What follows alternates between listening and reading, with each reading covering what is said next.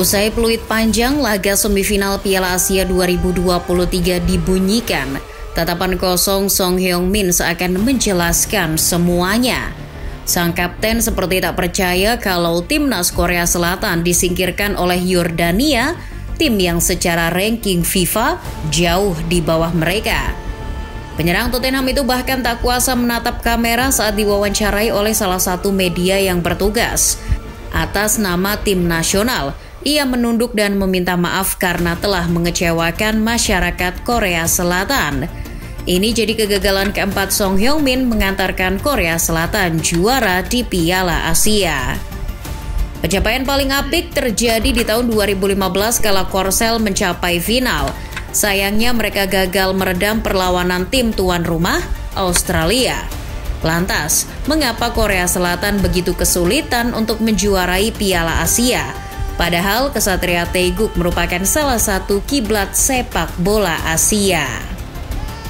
Dalam satu dekade terakhir, Korea Selatan menjadi kiblat sepak bola di Asia, bukan karena mendatangkan pemain-pemain bintang seperti apa yang dilakukan Arab Saudi, melainkan karena mereka mengembangkan sepak bola dan mengelola pemain-pemain berbakat dengan sistem yang terintegrasi, sehingga layak tampil di berbagai kompetisi top Eropa.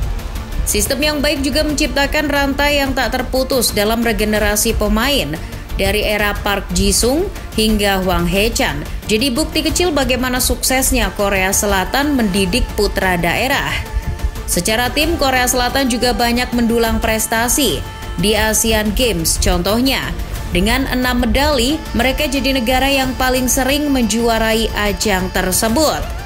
Dengan banyaknya hal positif di sepak bola Korea Selatan, sudah seharusnya mereka mampu berprestasi di berbagai kompetisi Asia lain.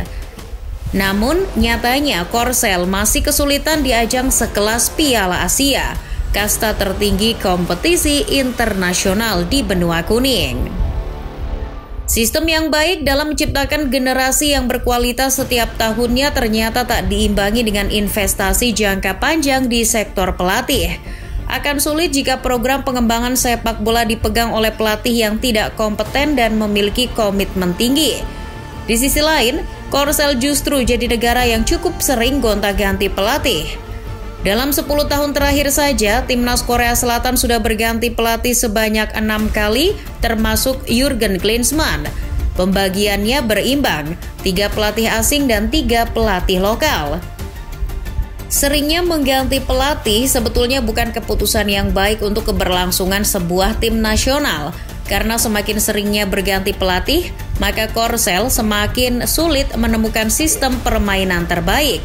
Sebab tiap kali pelatih anyar datang, pola permainan yang ditampilkan otomatis akan terus berbeda ketimbang juru taktik sebelumnya. Hal itu membuat personil timnas Korea Selatan mesti beradaptasi lagi dengan racikan sang pelatih anyar. Kita lihat saja di Piala Asia kemarin, Korea Selatan tampil tak bergairah dan hanya bermodalkan semangat saja. Mereka seharusnya bisa mencontoh Iran yang membangun sepak bolanya dengan sabar bersama Carlos Queiroz. Hal tersebut mempengaruhi kiprah Korea Selatan di Piala Asia. Buku sejarah sudah mencatat bagaimana riwayat buruk Ksatria Taeguk di kompetisi tersebut. Meski berstatus kiblat sepak bola Asia, Korsel ternyata baru 2 kali menjuarai Piala Asia. Lagi pula, 2 gelar itu sejatinya tak bisa dibanggakan, karena gelar terakhir diperoleh tahun 1960 alias 64 tahun yang lalu. Gelar itu didapat juga saat Korea Selatan menjadi tuan rumah. Kini sepak bola Asia sudah banyak mengalami perkembangan, namun Korea Selatan seakan jalan di tempat dan ketinggalan dari peserta Piala Asia lainnya. Mereka tak bisa meraih gelar lagi meski sudah diperkuat pemain-pemain bintang dan dilatih oleh pelatih top. Bahkan setelah tampil luar biasa dengan menembus semifinal Piala Dunia 2002, Korea Selatan tak mampu berbicara banyak di Piala Asia 2004. Mereka gagal melanjutkan sistem dan ideologi sepak bola yang dibangun Gus Hiding. Di edisi-edisi berikutnya pun sama saja. Korea Selatan tetap kesulitan untuk menjadi yang terbaik di Piala Asia. Padahal setelah menjadi juara tahun 1960, Korea Selatan bukan tidak pernah melenggang ke final. Sudah 4 kali mereka tampil di partai puncak setelah juara pada tahun 1960. Tapi yang terjadi mereka selalu gagal mengangkat trofinya. 4 kali tampil di partai final sebetulnya membuktikan bahwa Korea Selatan tak selalu tampil buruk di Piala Asia. Tapi setelah ditelusuri lebih lanjut, ada faktor yang cukup kuat di balik gagalnya Korea Selatan menjuarai Piala Asia. Adalah tim dari Timur Tengah yang selalu jadi mimpi buruk Korea Selatan di setiap edisi Piala Asia. Ambil contoh di edisi 2004 di mana Korea Selatan disingkirkan oleh Iran di babak perempat final meski tak terkalahkan di fase grup. Ksatria Daegu kalah 3-4 dari Iran. Ketika Piala Asia 2007, Korea Selatan kembali babak belur di hadapan tim Timur Tengah. Kali ini giliran Irak yang menjadi aktor antagonisnya.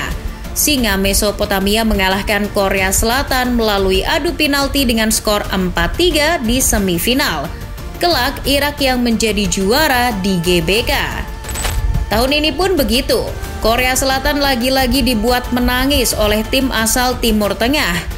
Skuad asuhan Jurgen Klinsmann bahkan dibuat frustasi lantaran kesulitan menjebol pertahanan Yordania. Rasa frustasi itu akhirnya dimanfaatkan Yordania. Korea Selatan pun justru menelan kekalahan dengan skor 0-2. Oleh karena itu, tak akan berlebihan jika menyebut tim asal Timur Tengah sebagai kutukan bagi timnas Korea Selatan.